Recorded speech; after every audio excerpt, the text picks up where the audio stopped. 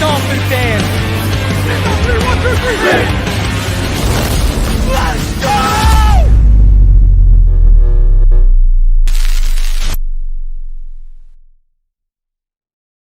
All right, huddle up, huddle up. We're gonna crank these engines up on one. All right?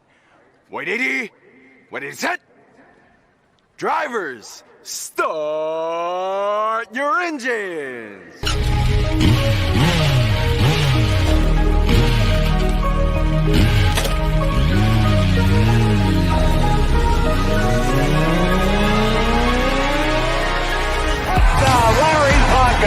This is the Finish Line. I coached a great offensive lineman in the past. Larry Little, Wade Stevenson, Jim Langer, all Hall of Famers, and Richmond Webb belongs to that same group. Here are your hosts, legendary Miami Dolphins left tackle Richmond Webb, Reason, and Mr. Ballgame.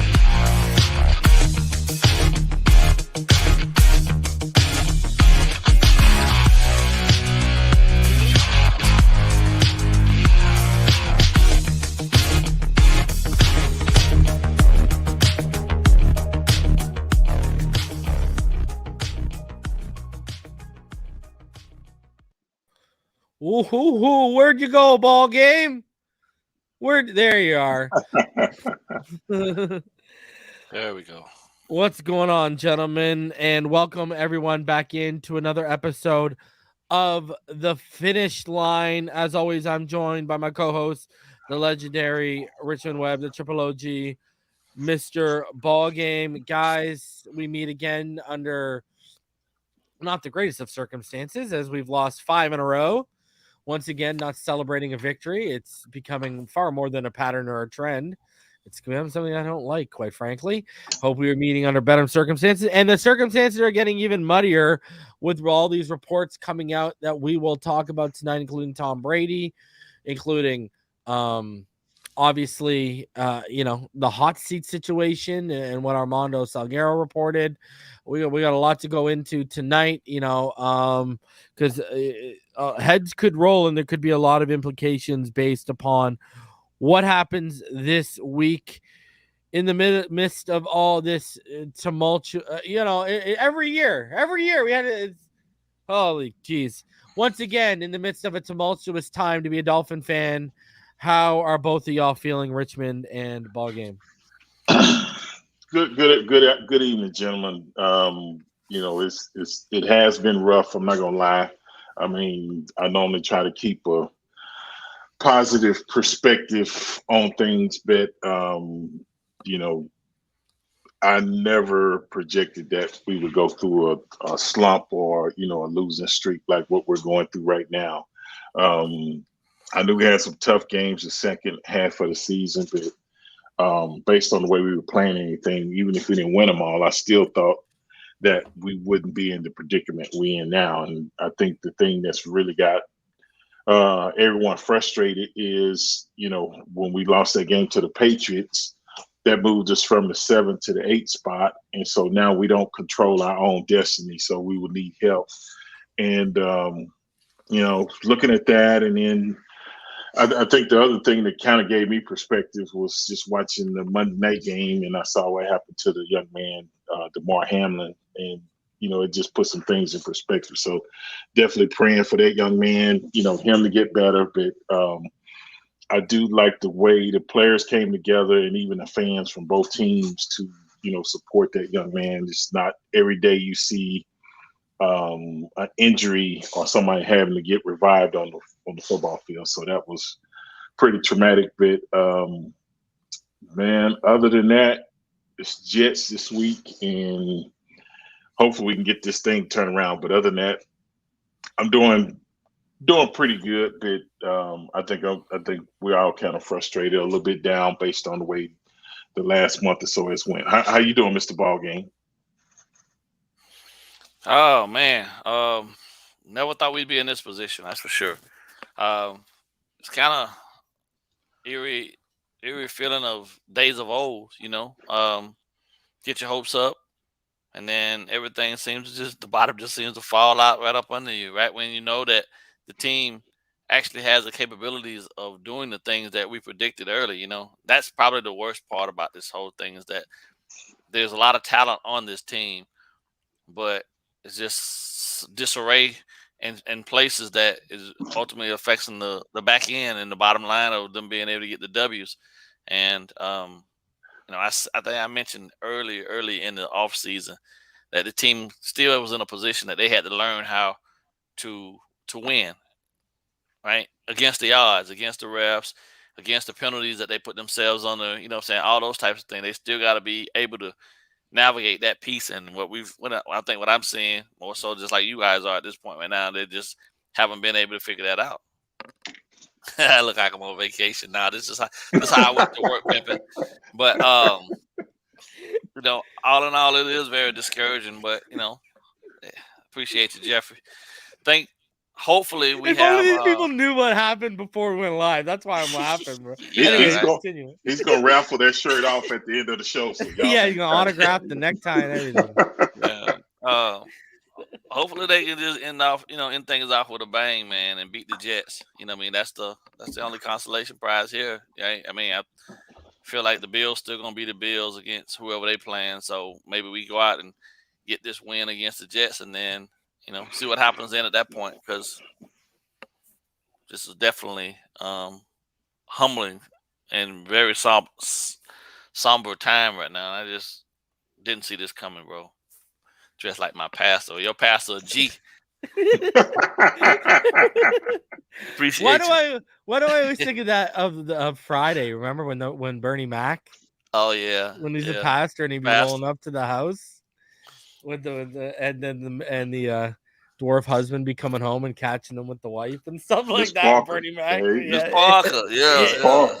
Park out there water in the yard, keep the grass green. I see one of my congregation over there right now. I gotta go talk to her. Yeah. Yo, Bernie was a man. I loved the Bernie Mac show and everything. Yes, sir. He was jokes. Because I got a Jamaican friend who's exactly like Bernie Mac. Like to the T, bro. Like serious, nothing phases him. You can't even get him to smile off nothing. He's the exact same person.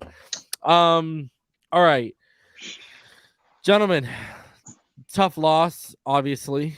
I guess let's start off with what's getting everyone wild today.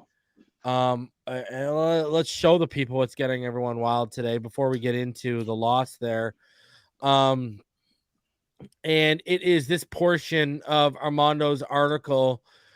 And, I've went over this a little bit on my, I've gone over a portion of this article already, and I'll show you which one. But anyways, what they said was if they win their season finale to get into the playoffs, owner Stephen Ross might look the other way on those 5 consecutive December and January losses because it will feel more like a skid than a collapse.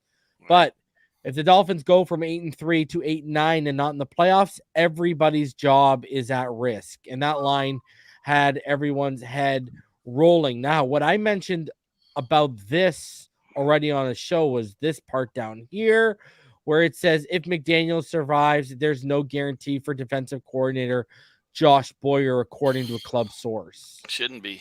So I've already addressed this because this article's been out for a couple of days. But this line now is what's got everyone in their just in a tiff is everybody's job is at risk at 8 and 9. Now, we know the dream coach of our owner is now available and looking to come to the NFL. Jim Harbaugh Sean Payton's out there. Chris Grier, he's been in the building for over 20 years. He's a common denominator when you look at past regimes that haven't worked. Now, I think Grier has done some good job drafting, but everyone's saying, well, you look at the resources we've had over the last 3 years and what we've burned through, no playoffs in those 3 years is unacceptable. And I agree with that. You might have hit on Javon Holland. You might have hit on Wada. You might you did hit on those guys and Jalen Phillips. But at the end of the day, this is a results-oriented business. So, guys, you see that everybody's job is at risk. Let's get into it. Let's start with you, Richmond. 8-3. Everyone was, coming on this channel saying the reason you were right about McDaniel, you were right about Tua, you're right about everything, to now it's over emotional. We got to fire everyone. We got to blow everyone up. Okay. All right. Your thoughts, Richmond, on how this has devolved from where we were in week 11 to where we are right now. Yeah, it's, you get caught up in the rumor mill, but, that's what it sounded like Sunday after the game is, a lot of Dolphins fans were upset, pissed off, fire everybody, coaches, players, even the owner. He was talking about him selling the team. So I saw all kind of tweets, but I try to look at it from a business standpoint, and to just clean house with everybody, I don't think that's the answer. But you bring up valid points. And we found out some things that happened the previous year behind, closed doors and stuff. The owner is a Michigan alumni, and Harbaugh is this guy. And I did hear some about he possibly might be leaving to come back to the NFL. So, anything is possible. And the way that, Flores was here one day last year and gone the next, it wouldn't surprise me. But I would hope that he would be strategic and look at things and address, I think, some of the areas that's needed. I think, like you said, the defensive coordinator, of course, I think at times, the defense is kind of underperformed, this and that, whether it was due to injuries or whatever, this and that. But I think one of the glaring things is you got a new head coach, and he's made some rookie mistakes. It's when you've never been a head coach, it's a learning curve, and you got to take that into consideration. But I think the thing that I would really like to see cleaned up, and reason I follow you on Twitter, and I hear you and I hear Neil on Sundays during the game, but it seems like we'll make a play to have a drive going, and we always make a crucial penalty at times to either stop it or put us in a situation where it's almost impossible to make that first down again, and it stops driving. I think that's the thing, is the penalties and the mental errors. If we could get those cleaned up, man, I'm telling you, that makes, the game is hard enough as it is. And you can't continue to do stuff to just beat yourself. And that's the thing that's really kind of stood out that I would like to see kind of cleaned up. But it's kind of like being swept under the rug as long as we win. But when you go through a losing streak like this is like, man, if you don't make some of these mistakes, maybe you win one or two of these games. So let me ask you this, because you're a former lineman, okay? Mm-hmm. Obviously play at the highest level there is, yeah. Okay? All decades team. You're one of the best ever to do it. So let me ask you this, okay? Yeah. Robert Hunt. Mm-hmm. We've noticed, and I send you the all-22, Richmond, along with Ballgame and Martin. I send it to you too. I know you've seen the regression.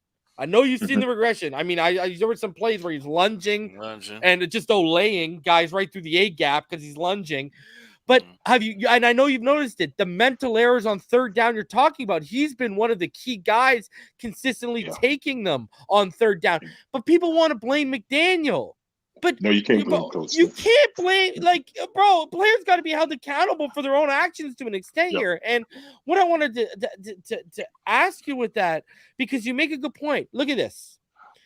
That was it, the second or first pick against Green Bay. Ballgame, stop looking at the UFO.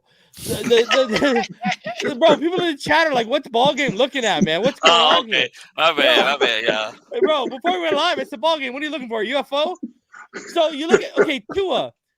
What was that? Was it the first or second interception he threw where the Waddle got us inside the 10, but an illegal shift put us back in the 3rd and 12, and we ended up throwing a pick. Skylar makes a nice play with his legs, gets a first down, penalty on the play, call back, next play, he throws a pick. Like, we put these, we don't even help. See, that's the thing. We don't, from not helping Tua, we don't even help the rookie when he's out there. The 7th round kid that needs all the help gets Gesicki and drops. You know what I mean? Like key crucial stuff you're talking about. It seems like you look at this 5-game losing streak, Richmond, other than the 4th quarter, and that was because of the concussion of Tua, and the San Francisco game, every other game we beat ourselves. Yeah. Chargers, guys dropping footballs, bad situational play calling from Boyer and McDaniel, we lose. You look at 3rd and 17, can't get off the field against Buffalo. In that same game, Sherfield and Tyreek drop a touchdown each, and we lose that game, plus situational play calling from our coaches again, screw us against Buffalo. You look at his last week, Teddy throws the pick, and then we just can't get, these guys just can't get it rolling again. And we're just our own worst enemies. I feel like we've lost 5 in a row, and legitimately 3 of those 5 we beat ourselves. Yeah, even if you win 2 out of the 5, you're not in the position you're in now. How do we know when? Yeah. Bro, we were all sitting here at 8-3, and if you would have asked any one of us, even including Richmond, who picks us to win every week, he wouldn't have been wrong. If you would have asked any of us, if you would have put us under hypnosis and got our true feelings, none of us would have picked us to lose 6 in a row or 5 in a row to end out the season. Not at all. Just not happening. Yeah.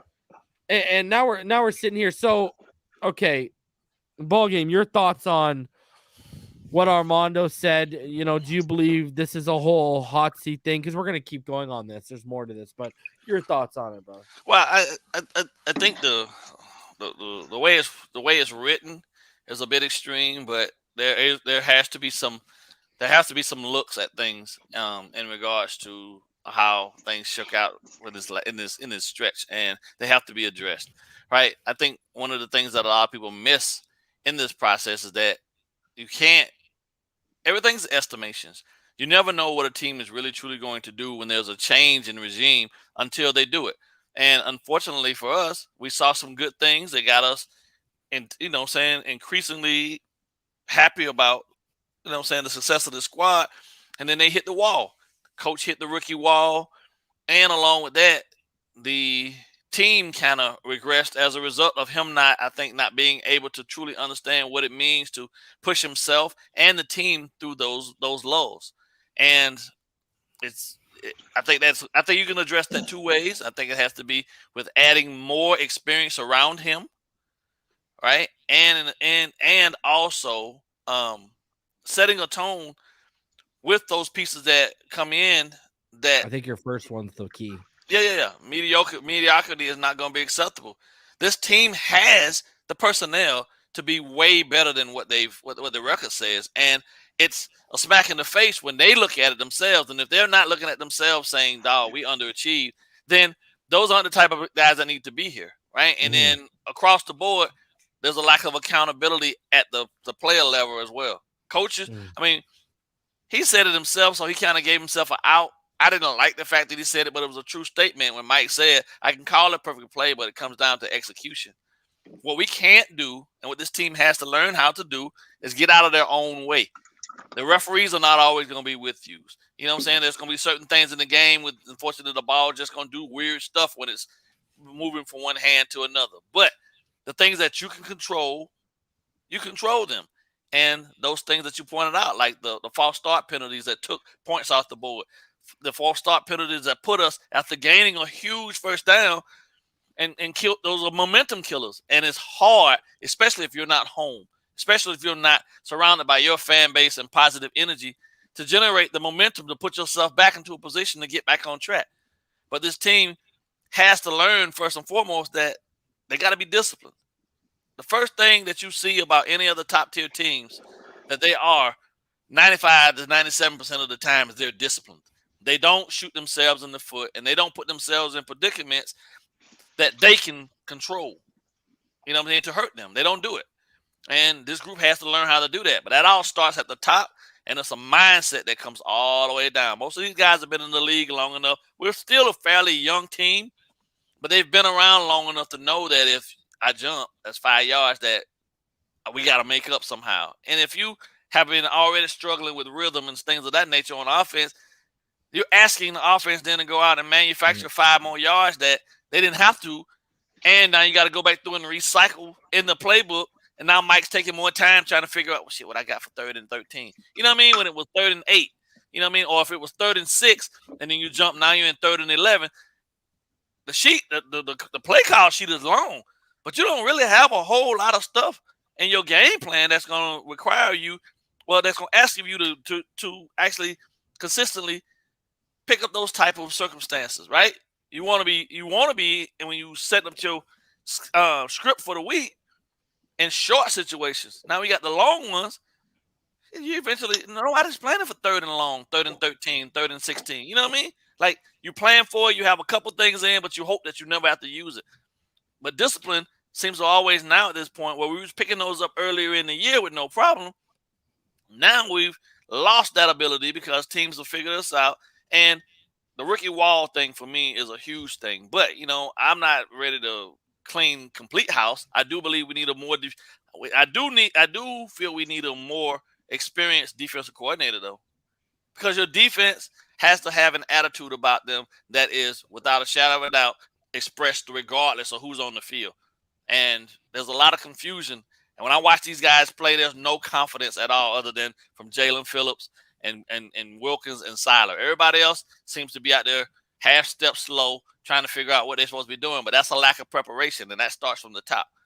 Now, Mike needs to find somebody that he can bounce ideas off of, and he can take what he does best, which is that whole run scheme, and incorporate it with somebody that knows more about the passing element, and they can part way, because it don't take away from the fact that you're still a head coach, and you're still going to get credit for the W's, but you can't be too selfish not to allow somebody to come in and help you with this stuff, because no matter how successful you are, everybody that's successful at the top has somebody that's helping them behind the scenes, and he can help himself immensely by doing that, and just trusting people.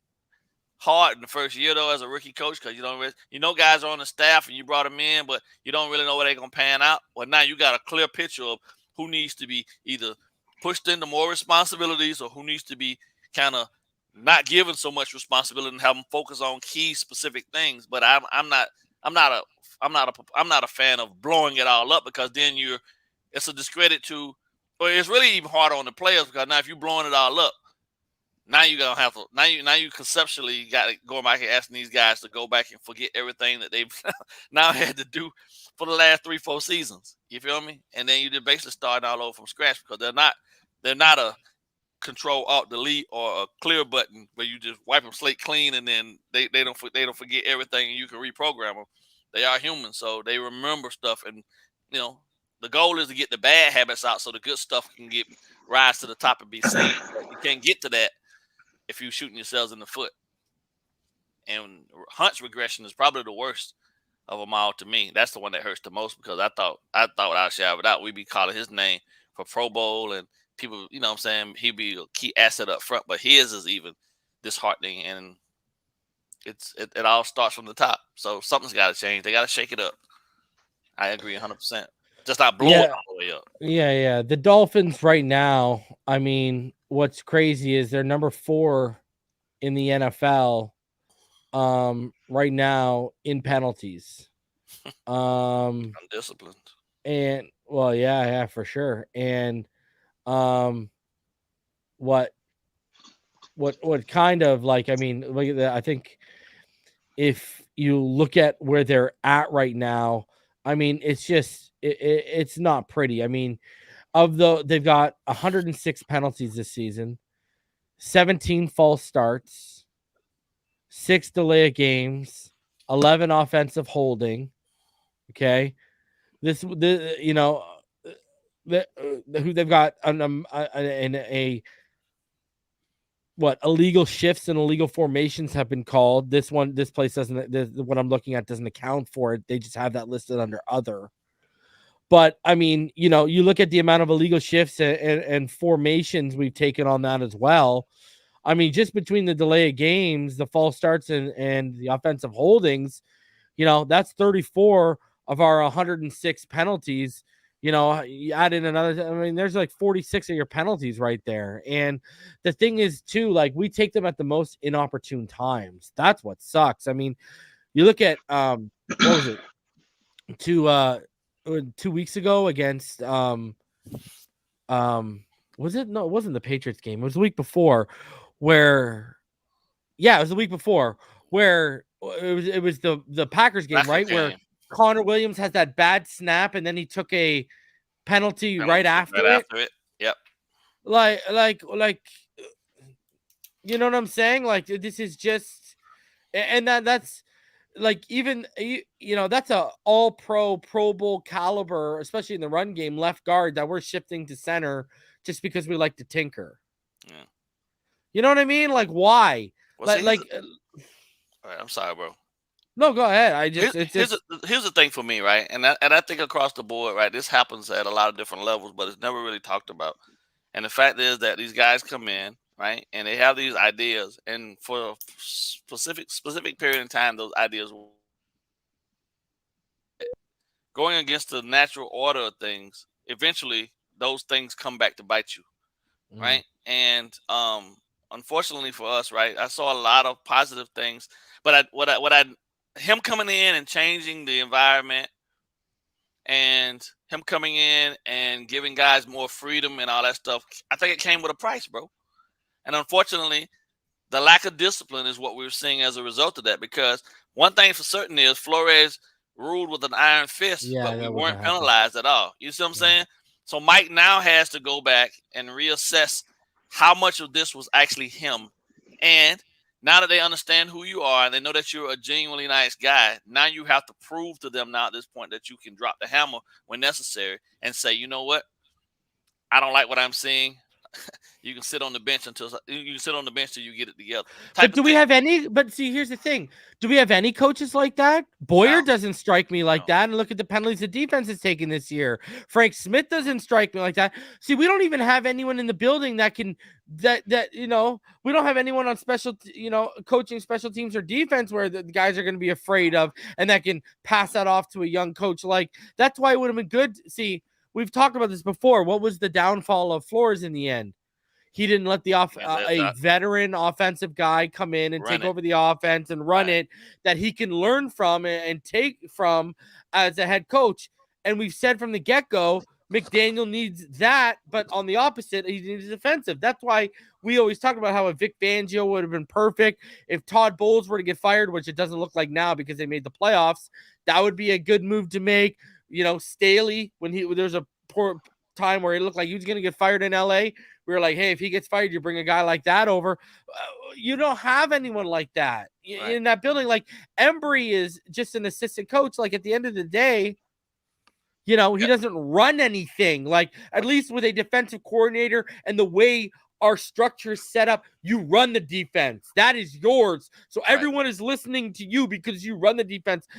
McDaniel lets you do that defense. He's hands off with it. And we need a guy that, A, we can trust him to be hands off with, and B, we can also trust to strike the fear in God. And Richmond, what you can't have is both sides of the coin both sides at the leadership positions, young and inexperienced. Yeah, that's the problem. All three phases. Crossman's there too, right? Special teams. Look at how bad our special teams is, right? Yeah. Richmond, obviously y'all had the dawn, but in 93, you guys started off 9-2. Everyone's calling, obviously, I go over it all the time. I tell you guys, but it's probably I've said it publicly. I believe a lot of our people, especially watching YouTube, weren't around for the Marino era because everyone's this was epic collapse. Now people forget about the 92 season where y'all started 9-2. And then obviously the injuries were different, but an eerily similar circumstance and parallel between the 93 9-2 team and the 8-3 Dolphins team being y'all lost Marino to, I believe, a ruptured Achilles, if I remember correctly. We've obviously been dealing with concussion issues with Tua Tagovailoa, and that has cost us games, not just the Green Bay game and not just now, but also earlier in the season. Can you just take people back to the locker room? And I know it's probably a difficult thing to talk about, but I mean, you guys had a lot more success in that one season, and it happens sometimes where injuries are just too much to overcome. 93 9-2. Can you take us back to not only what was the fan base reaction you remember back then compared to what you're seeing now at 8-3, but also what it was like? Forget being a fan, okay? People forget y'all are human too. What were you guys going through mentally? How tough was that mentally to deal with? Because I'll be honest with y'all, McDaniel's a recovering addict. When we talk about firing this guy after one season, I worry. I'm like, oh man, I hope this guy doesn't go down a dark path because we ruin him too. Not only does it ruin our lives, we ruin a life like that. But how are y'all feeling as humans going through that tough time, man?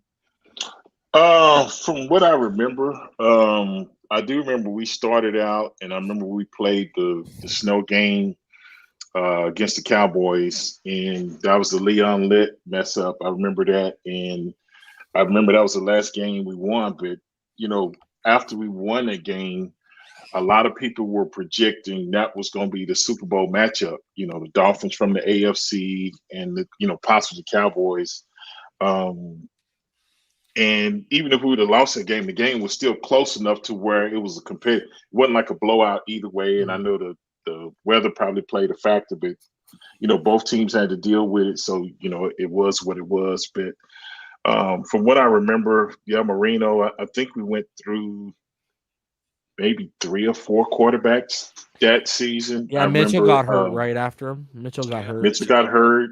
Peterson came in and one more. I forget who the other one was. Peterson came in, and I remember that because we were playing in Philly. So I'm trying to remember. No, maybe that might have been. But anyway, he was the guy that won when Shula broke the record for 325. And DeBerg was the other one. Steve DeBerg from Kansas City. Yeah. So we had, you think as a line, you coming in and you got 3 or 4 different signal callers, and everybody cadence is a little bit different. So, you got to make the adjustments to that. But I think the thing with Coach Shula was, he was a stickler for knowing what your assignment was and the penalties, and we still want to at least penalize team. But from what I remember, like you said, not only at the quarterback position, but I think maybe Louis Oliver got hurt that year. I mean, we lost a ton of players, and all we had to do is win one game to get in the playoffs after that, and we lost 5 in a row. The tough thing as a player is it was what was similar was we were in a lot of games like we are now where 1 or 2 plays you possibly win the game, but you can't come up to win it. And then as a player, after you lose a game, you got to go in, you got to deal with the media, and then you still got to be accountable for it and not make excuses. But then now the media starts turning on you and saying, they can't do this, can't do that. But the first half of the season, they love you. So it's almost like a mental battle that you kind of like, man, I got to focus. We can still do it, this and that. But then each week you come out and it happens again and it happens again. And then you hear the stuff from the fans, but it was nothing like it is now because most of the guys probably got Twitter accounts, this and that. A lot of the fans follow them. And then when it doesn't happen, they just get blasted unless they don't pay attention. But I think a lot of those guys look at me like, man, that can be rough. But that was, I think as a player, the tough part is it's not that you quitting or laying down, but it's just for some reason you can't get it done. And I think in our instance, it was just we just had too many injuries. I don't think we did a lot of things to beat ourselves, but it was injuries at key positions and then not having enough just to make it over the hump. And I think the last game we lost, if I'm not mistaken, was New England. up there, and I thought we had the game won, and it might have been Bledsoe threw a bomb and I can't even remember who the defensive back was, but that's all I kind of remember. And I was like, it's over. So that was frustrating, and that was depressing because do you feel in your gut that when all these things start snowballing against you and nothing is going right, balls aren't going your way, injuries aren't going your way, do you just say to yourself, okay, this just wasn't our year, this just wasn't as much as it looked like it was going to be, it just wasn't meant to be? Like, you got to get to a point where you say, okay, we just can't win no matter what we do, it just isn't meant to be, Well, I think what people or some fans don't realize is injuries can make a huge difference. And I think you could even see from end of 93 to coming back in 94, it was a different team when if you got your starters and you got the guys that normally played. It's not saying you're not going to lose games, but you got a much higher percentage. And, I was interacting with people on Twitter Sunday after the game, and people say, "Oh no, next man up," this and that. Yeah, that's true. I give you, next man is up, but a lot of times it's a drop off between the starter and the backup. Facts. If it wasn't, you wouldn't have to pay a guy like a Teron Armstead all this money. You could just put anybody out there that's the backup and still get the same results. But I think that's the tough thing, and you try to explain it, but then it makes it seem like you're making excuses. I'm like, no, I'm not making excuses, but we've had a ton of injuries. I mean, even our secondary. I mean, we hadn't had our starting corner, one of them, all year long, and so now X is out. So now you got both starting corners out. You got your starting safety out. Holland's there, but the other one's out. You got both tackles out. Eichenberg just came back, but he seemed like he struggled a little bit in the game as well. He wasn't, kissing. So it's rough. And then when you do things to where you make the penalties, the mental errors and stuff we talk about, it's just hard to overcome when you do things to beat yourself. Yeah. All right, let's get in a little bit. So let me ask you this then. Okay, before we move off this, then let's wrap this up. Okay. Mm-hmm. Okay, let's start with you, Richmond, and then we'll go to you, Ballgame. Okay, now given everything you just explained with the 9-2 collapse, and now what you're seeing with the 8-3 collapse. Okay, now obviously Shula had a much longer resume and had to accomplish much more. Yep. Where do you stand with the whole possibility of them potentially going and looking at maybe, because hey, if you're gonna fire Grier, a new GM's gonna bring in his own guy anyways, or if you're gonna fire McDaniel, Boyle will be gone anyways. So where do you stand with them potentially saying, because I mean you've been in this situation yourself.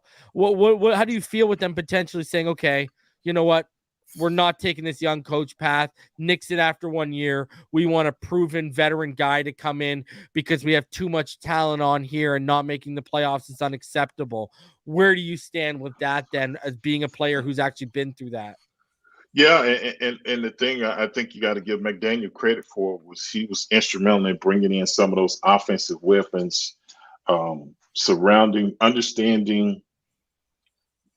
I think what I take into consideration is when you can look at a player and see what his strengths and weaknesses is, and surround him with the tools he needs to be successful, and then it's actually shown that what you're thinking is actually working. It's just you got to tweak it a little bit.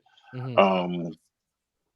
And then you got to take into consideration. I don't think you bring somebody in and fire them after 1 year unless it was just like horrendous, and that had been the situation. Cam Cameron 1-15. Yeah, right? it hadn't been that situation, and I was I can't think of the school now, but I want to say Auburn, and I like Auburn and Snap, but a lot of times coaches might not want to go to a place if you're not going to actually give them an opportunity to turn it around. You know what I'm saying? Yeah. Like, say, if I bring you in, I say, okay, Reason, you the head coach, this and that, you make some things happen. And then I say, okay, well, me and Ballgame went to Florida State together. So now he's leaving Florida State. I'm going to just fire you. And then people be like, Yeah, it's just it's hard, man. You got to be careful with that, and that's the thing. I wouldn't fire McDaniel after this year. Me personally, if it was I wouldn't do that. I don't think that's the answer, but it's not my team, and you know what I'm saying. Strange things that happen, but I don't think I think you got to give him a chance to. I think you sit him down and say, hey, these are the things I saw that I think you did good. I think we need to make some changes here. And I think we need to clean stuff, like we need to clean these penalties and stuff up here. At least if you got to bring it to the forefront and say, hey, I'm the owner. This is what I see. This is what I'm happy with. This is what I'm not happy with. Well, let's be real here, okay? If I'm McDaniel, and I'm not McDaniel's lawyer or McDaniel himself, clearly, but this is my stance when I'm walking in there, okay? I gave you the number 5 overall total offense. I gave you the number 2 passing offense with Tua. I gave you the number 9 scoring offense. I gave you the number 27 rushing offense because you stuck me with guys like Liam Eichenberg and Austin Jackson and guys in the pass regime because you invested too much in them and you weren't willing to say, okay, we didn't pick the right guys. Let's move on. So you stuck me with them and I can't execute my running scheme. And you both saw the tape and you can both see why on the run game against the Patriots, we don't got the personnel to execute some of the stuff they want to do, whether it's the pulling tight ends or the pulling guards. Okay, Hunter Long, Eichenberg, Anyways, okay, so you don't got that, right? And then he's going to turn around and say, look at this. Look at what we got. Heading into this week against the New York Jets, look at where you stuck me with Boyer, and we got the number 20 total defense. We got the number 27 passing defense. We got the number 8 rushing defense. We got the number 27 scoring defense. I mean, people need to realize we had the number 9 scoring offense heading into last week at 24.3 points per game, which is now down to 24.1. But I digress. We had the number 9 scoring offense, which is now number 10. Heading into last week, we're scoring 24.3 points per game. But because our scoring defense was 27th, we were allowing 24.6 points per game. So your defense was allowing more points than a top 10 scoring offense. That is unacceptable, okay? And then, you look at third down defense, 24th, and takeaways, and this is a key one not enough people are talking about, 30th, right? How does this defense tick? Takeaways, pressures. And what have we been in the last 3 years? We were a top 10 scoring defense, but we're also always top 5, top 10 in takeaways. And that made us as deadly and as elite as we were. When you take away the takeaways and when you take away the scoring defense, what are we? Mediocre. We are average. That is a reality right now. And that's what McDaniel's going to say. And then what he's going to turn around, boys, he's going to say? We have one of the, if not the worst, minus Morstead, from field goals to returners, we have arguably the worst special teams in the NFL. And what is Danny Crossman? A guy y'all stuck me with. So look at what he's going to say. I don't have the rushing attack because you stuck me with offensive linemen for the pass regime. I don't have the defense and the special teams I want because you stuck me with coaches from the last regime. And the only thing you let me have as my own was what? The offense. And I gave you a top 3 passing offense, a top 10 scoring offense, and a top 5 total offense. And even still, you still impeded on me with Liam Eichenberg and Austin Jackson. Even still, you didn't let me just do my own thing and build it the way I want to build it. Now, whether he's right or wrong, he's got a pretty freaking... when I lay all that out of context, that's a pretty good argument, no? I think it's a great argument, but I think you got to be careful how you lay it out to the owner. You know what I'm saying? And I think... Well, he's not laying it out with me, bro. You know yeah. I hope not, or else we are looking for a new head coach. You can't do But no, but see, I think even the owner, and I think you bring up, I think we need to make changes here. Like you said, to go from a top 10 defense to all the way down to 20, that's a huge slot. When you're in the upper half of it, if you can just kind of maintain where you at, even if they went to like 13 or whatever, that's 2 or 3 wins that that you can easily pencil in by just like you said, you give it up 27, you're giving up more points than you're actually scoring. You take all that in there. So that's something. And I think the owner, not only himself, but I think whether it's Grier or whoever, that's where you say, okay, what do you see we need to get done? This now, I think it's a collective deal. And I think you give some of these guys a chance. It didn't work. I tried it your way. And even within the cap, you got to say, okay, some of these guys we got to get out of here. We got to fix it. But you got to pick and choose how you going to, you know what I'm saying, get them out of here. But no, all the points you brought up was great. Yeah, I was just saying, you can't go, Well, you can't go that hard to the owner. Richmond Ballgame, I'll be the first one to say, situationally, as a play caller, he's been downright poor. Lack of commitment to the run game when it's showing he's been downright poor. But with the play calling thing, that's like playing tackle, quarterback, wide receiver. You get better with reps. He's a rookie at it. He's not used to it. He hasn't seen every situation, every defense. He hasn't seen that stuff. Yeah, he's gonna get better. He's gonna get better at that. It's just like he's got stuff to learn too. Just different situations and games and all that. So I agree with you. Yeah, go ahead, Ballgame. Your turn. Come on, I just think for me, at this point right now, Mike has proven that he is a forward thinker in regards to offensive, how to effectively take this offense and attack defenses.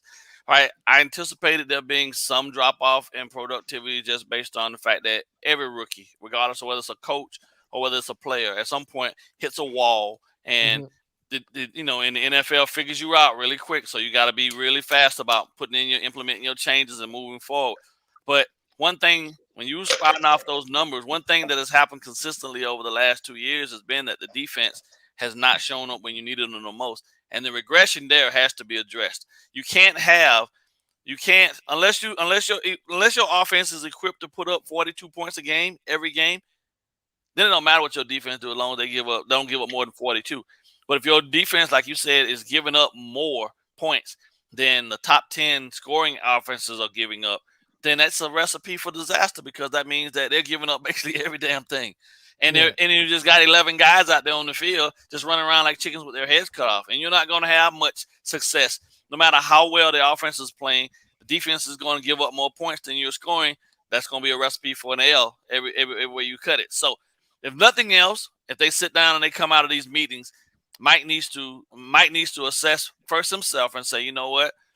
I don't want to have the same mistakes happen to me again. So I need someone a little more experienced that understands this scheme as well to balance these things off of. I'll take the run game portion, like I said previously. You take the passing element. We can merge them together and decide collectively. But, that's the checks and balances. Or he can give it over to somebody else to call so that he can be the head coach, because not ever checking in on the defense is always going to be a recipe for disaster. And it was said earlier in the season that he doesn't even check in with them.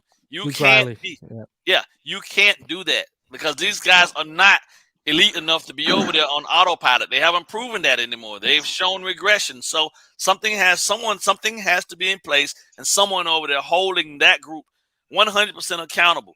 But when you look over there, you got a 2 year guy with Boyd, 3 year, but 2 year of him calling it, right? Inexperienced as hell. And I just don't really feel like the guys that we really rely on the most to carry this defense respect him. You know what I mean? Flores, whether they respect him or not, they didn't fear Flores, but they respected him. They knew that he had, pedigree coming in. Boye was the left-hand man of Flores, but he hadn't done anything on his own to garner the respect of guys that had already been in the league 5-6 years doing this already. And that matters a lot. You bring a name in, somebody in that can truly look at it and assess this group and say to themselves, okay, well, here's the issue right off the bat. You got this player, this player, this player. They're all playing out of positions. I can get way more productivity out of them just off of changing this scheme and putting these guys completely exactly where they're supposed to be, and then have them coming back to the fundamentals of it all and becoming true professionals just by showing up and doing the things that are going to make them successful on Sundays. I can improve this defense, but it has to be a name that they're going to respect, because at the end of the day, football is all about respect, right? The team across from you, you ain't trying to beat them into the dirt just to beat them into the dirt. You're trying to beat them in the dirt so that they respect you and they know who you are when you leave. And ain't nobody gonna respect you if you haven't really done anything. Very rarely are you gonna see a defensive coordinator who has never been either a former player or someone that's had some type of success that cats are gonna look at and be like, you know what? I'll ride into battle with this guy. These guys ain't running. These guys aren't running through a wet paper napkin for Boyer. They're not gonna do it. And that's a problem, right? So you address that and you leave Mike alone because I don't believe that I believe Mike's only about 35-40% of his offensive mindset executed right now. So you give him 2 years, you give him another year, but you fix the defense now, right? You fix it in the offseason first, bring somebody in, have them tweak the scheme, and then you go back out next year and you see where you're at. 9-8 to me is an equivalent of that 10-6 when you were in a 16, you know what I mean? You're supposed to see, we wanted to see 2 games. We want to see 2 games above what we had previously from the year before. But unfortunately, when you look at it now, we're still the same team that we've been stuck, really. With all these changes and all this stuff they've done, we've been the same team now for 3 straight seasons. So something has to change. And the one thing that you can change, one thing you've already changed, but it's going to take them a little time. The other thing has to be changed now. Hell, even in the 115 season, people were afraid of the blitz packages that we put together. Yeah, no one feels anything now. So that defensive mindset has to change. And I believe if you change that, that's complementary football that will inspire also the offense to say, you know what, just get us the ball back, boys, and we're going to score every time for y'all. And then that gives Mike, second season, I'm optimistic. It's a little bit of a disappointment of where we are right now, obviously across the board because we expected more. But you just don't think that the things that affected you the most will be the things that you don't expect them to affect you this much. I expected them to hit the wall. I didn't expect for them to knock him smack out. You know what I mean? And and unfortunately, though, he doesn't have it. He can't do anything about Tua getting hurt. But what he can do is be on Grier's ass about freaking getting him a better backup. Right? All the things. Well, we've spent a lot of money over the last 2 years in backups, and it just hasn't resulted in many wins unless Tyrod Taylor has his worst game. We got to move on here because we got other stuff we got to follow. I'm already like almost an hour in here. All right, I'm gonna quick hitter you guys with these questions. All right, first start with you, Richmond.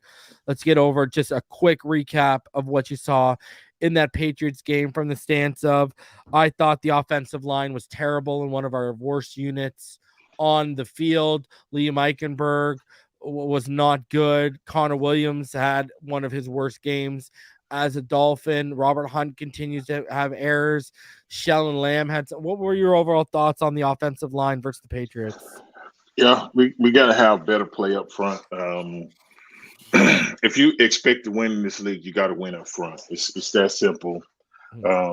And we didn't get it done at times. Couldn't run the football at times, and it's just that simple. We got to play much better and more consistent up front, and not create the penalties that we did. But we could have played much better up front, and I think there's sometimes where we kind of get going, and then once we hit that wall, it kind of like everything just gets stagnant, and then we can't get over the hump. But we got to play better up front. It's just that simple.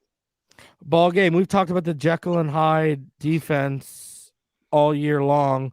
Defense only allowed 16 points on the road in New England.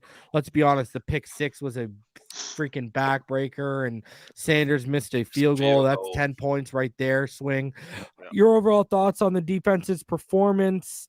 Obviously, we had the Keon Crossan deja vu penalty back to Cater Kohu, where neither one turned their backs. Talking about Cater against the Bills, and Keon Crossan took a huge penalty against the Patriots because of it. Your overall thoughts on the defense and only allowing 16 points? Well, I feel like the defense on Sunday did enough for us to be able to win this game, to be honest with you. So I didn't at any point, other than the fact that I'm still upset about the fact that Crossan's been in the league and he's played corner long enough to know that you don't panic in those situations. And he panicked. That's something that you don't expect from a veteran. And for him to have done that tells me Well, again, it screams out a lack of discipline, right? Yeah. That screams out across the board. Because if your alignment and your assignment is good, you ain't got to panic. You just play the position. You either play the ball or you play the receiver. It is what it is, and he did neither in that circumstance. Kuhu, I give a whole lot more leeway just because of who he is and what he's done from where he came from in regards to being a UDFA, and he's still a rookie. However, right, we are starting to see some trends pop up, right, and young guys seem to start high and then they level off a little bit. You know what I mean? He leveled off and he picked it up again, and then now he's got a bad habit of grabbing, right? And grabbing means that you're not prepared when the ball is snapped. So he's got to break that, and he's got to get through that. I would expect Madison or Surtain to be over there talking to him through that process. And I think a lot of his success probably is coming from the fact that they're giving him good stuff to, help him on the field, on the fly. But all in all, I'm not at any point upset with them about last Sunday's performance in regards to the 16 points, because they don't have anything to do with the fact that Teddy Bridgewater decided to go out there and throw the ball to the other team and gave up 7 points, and then Sanders can't even go out and do his job. You know what I'm saying? Even when it's not even a pressure situation. You see what I'm saying?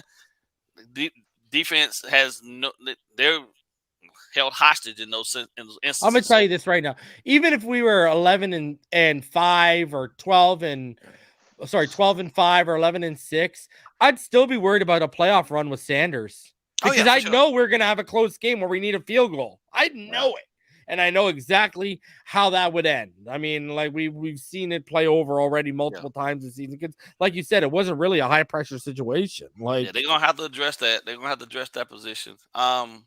I don't know, man. Teams like Baltimore, man, you get a Tucker, man.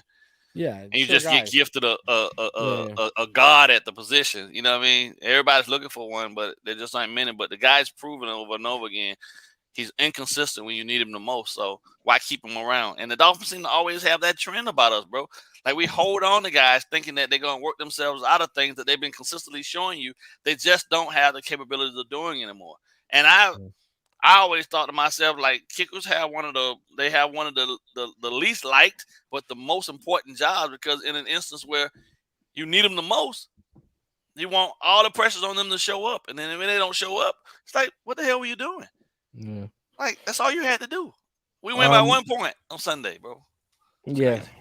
Okay, so the Dolphins have now played multiple games without Tua Tagovailoa, and in every game we have not had the quarterback that's been prepared and made ready for the opponent has not finished the game. We've had 2 quarterbacks play every time Tua has been out. The Dolphins signed Mike Glennon today. Teddy has a dislocated pinky finger, and they're waiting for the swelling to come down.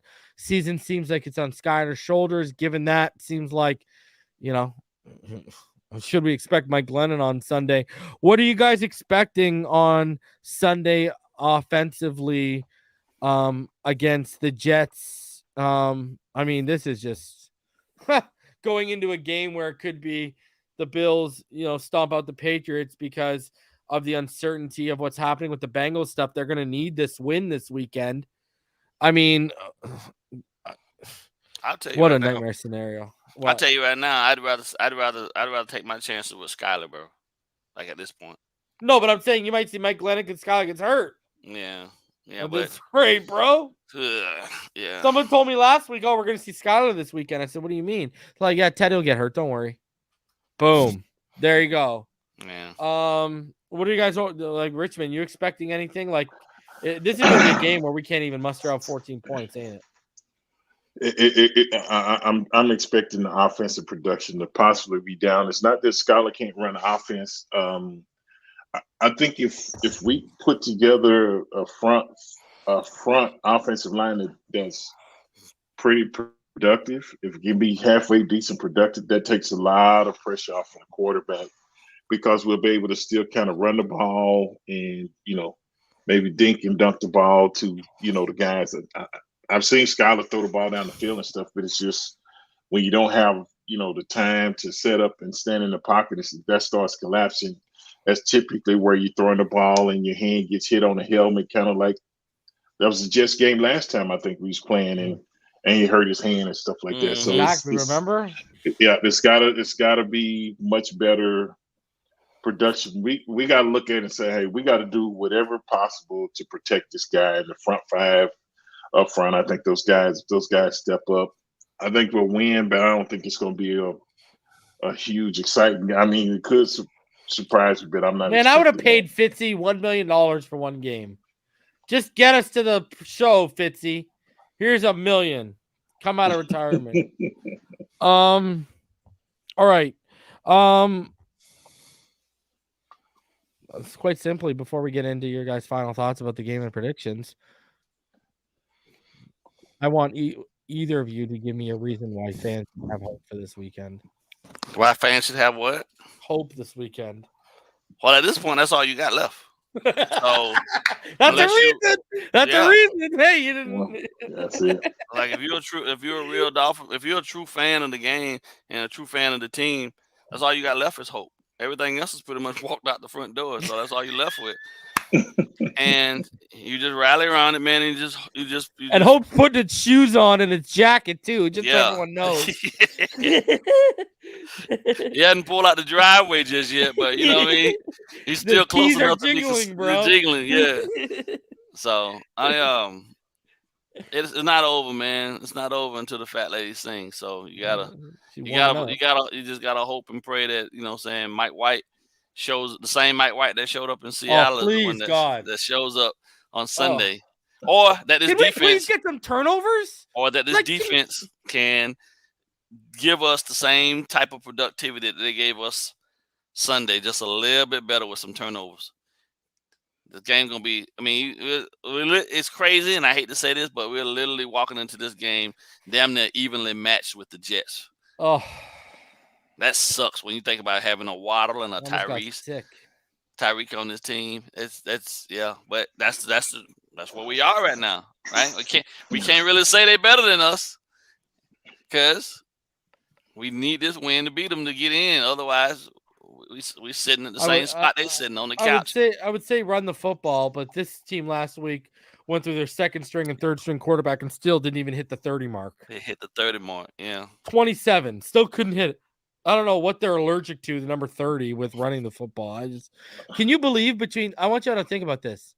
Think about this. Between Bridgewater and Skylar, they threw the ball 40 times and they only ran at 27. Think about that one for a second. I know, Richmond, I haven't had a chance to talk to you. I did talk to Ballgame about this postgame. Richmond, come on. You weren't sitting there in awe when we're down by 2 and they're dropping back Skylar consistently like we're down by 11. I was like, what are you doing? You're not even helping the kid out. Drop back. Like, run the ball. Especially for a young kid who's not even been fully prepared that week. The running game's his best friend. That's his best friend. It should be his best friend. And if they're missing blocks and whiffing on them and they're getting blown up, he's just and that might be one of the reasons he don't have confidence in the running maybe game. Maybe you're right. The block, I just start looking at it and you'd be like, yeah. That run game is all mental, man, and it becomes physical once you know that you can successfully get into a rhythm and you got the rhythm going. But he never really sticks with when they do get it going. He takes it away from them. Yeah. You know, it's just consistency, man. Your guys, give me your guys' final thoughts on the game this weekend with the Jets, along with your score predictions. Richmond, we'll start with the dub. Oh yeah, you know I'm in 100% fan mode this week. I mean, I was trying to come up with a prediction. I really don't have one, and like Ballgame said, all we got is hope now, and that's what I'm living on. So the game is in Miami. I think it's going to be a low-scoring game, and I'm hoping we pull this one out. But I'm picking the Dolphins to win, but I don't have a score prediction or whatever. I'm just 9-3. Hoping I'll take it. I don't care if it's 1-2, as long as we got 2 and they got 1. Man, I'll take it. It's just it's been rough, and it'll be good. It'll be good not only for the fans, it'll be good for the players as well to finally get a dub just to get that feeling back. So I'm hoping we pull it out this weekend. That's all I got. And hopefully there's a lot of meaning behind it because it'll feel even better if they get that dub and they're in the playoffs. In All playoffs. Right, go ahead. I'm gonna go 10-6 us. I just don't. I don't see us losing twice to the Jets. But I'm thinking 13-9 for mine. I ain't even lying. There's no offensive. Unless they decide to basically let Tyreek stand back there at quarterback and win Wildcat and nobody can catch him. I just don't see no over-the-top offensive productivity this weekend. So 10-6 for me, and yeah, they need to win. They need to get this monkey. Hell, it ain't even a monkey anymore. Get this orangutan off their damn back. Because if the Bills handle their business and they take care of that situation, and let's say they just go through the whole process of just wiping that game clean between them, and they say, okay, where you are, that puts us in. Yeah. And they got to be ready. They got to be mentally ready to go to, Kansas City, maybe? Yeah. And take it on Pat. So winning a game and, you know what I'm saying, having some good field energy around you, good energy around you is definitely a necessary process. I don't believe at any point with the way Pat Mahomes been playing, we got anything for him. But this is a step in the right direction. First step is to make the playoffs. Second step is to win a game in the playoffs. So here, at least knock out one of the wickets. Get there. And you do that by beating the Jets. So, hopefully they get it done. So we need it bad. Yeah, we need it bad, man. Someone's asking me if we trust Sanders. No, I'm saying 13-9. 2 defensive touchdowns and a miss extra field extra point. Exactly. Oh man. Oh bro, I'm ruthless. All right. Listen, gentlemen, always a pleasure. I got over 350 people in the room right now. Smash that like button. Please subscribe if you are new. I will be back on Friday night to preview the game between the Jets and the Dolphins, and as well as I will have a special video. It looks like dropping Saturday for all of y'all. I have a special interview dropping on Saturday for all of y'all. It's lining up to be, so we'll have that for y'all this week, and then Sunday, obviously, the live reaction. So content coming your way here on Finside the NFL. Gentlemen, always a pleasure. I mean, I say it every week, it seems, but hopefully it rings true this time. Hopefully next week we are meeting under better circumstances and celebrating a W, because, man, if we're celebrating a W, we could be very well celebrating a playoff berth. Come on, next to the birth of my children the last 2 years, that's the birth I'm waiting for. So I will look at Richmond's face. We forgot to raffle off Ballgame shirt. Oh yeah. No sir. All right. We will see all y'all next time. Until then, everyone stay happy, healthy, safe, and blessed. Fins up all day, every day, and prayers and thoughts remain with Damar Hamlin and his family. Get healthy, young man. Indeed. Thank you. Fins up.